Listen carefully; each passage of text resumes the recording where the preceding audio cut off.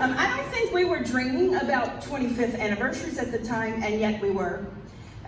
It was amazing how this church received me because they had never done an intern for Perkins. And I am a little bit of a different energy than Matt. I don't know if you picked up on that at all. But he even told the DS, yeah, we can handle her even though it's like catching a tiger by the tail. And this congregation let me be a tiger. And you let me be green. And you taught me. And I think about my ministry since I've left here and what I was able to take from you. And these are the things that I thought about in the last couple of days. You taught me to stay the course. To stay the course. That there are going to be so many things that come our way that we don't get to have any control over, but if we stay the course, we'll experience the power of God through them. And you taught me that. You taught me patience. You taught me that the most important thing we can do with one another is be patient and wait for that person to catch up. You see, you had to be patient with me. My first sermon, even though it was pretty spectacular, I'm sure was hard for some of you. I remember the note cards. And God has 10 characteristics. And you tolerated that. But what you taught me is that to stand up here and proclaim the word was an honor. And you helped me realize the responsibility I had in doing that because you were patient with me. And the other thing you taught me is that life never has to be boring.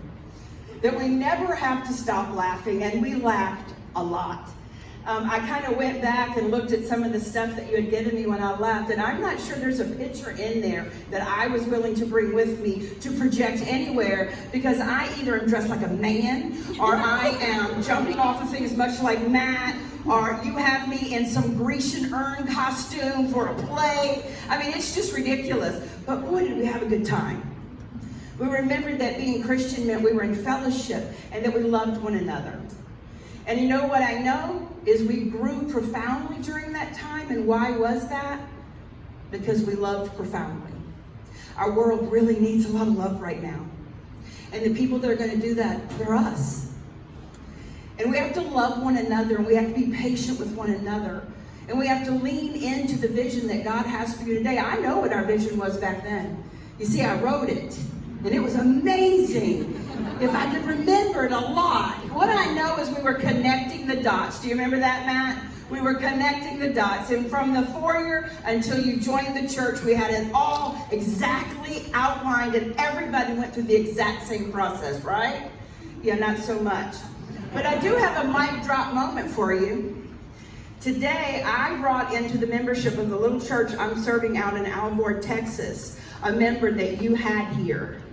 And she came forward today and said, I've only done this twice in my life, and both of them have been with you. Missy Blankenship joined our church out in Alvord, Texas today, and we received her admission. I said, well, I'm going to go tell them and go, mic drop. But I'm going to tell you, that's what you do. You send disciples out. And now she's in ministry to a community that is new to her. But she is reaching out to young families, building homes around her, because she learned here, we don't do it by ourselves. So I want to thank you for the honor and the privilege of being your pastor. And I thank you for the courage it took to send me away.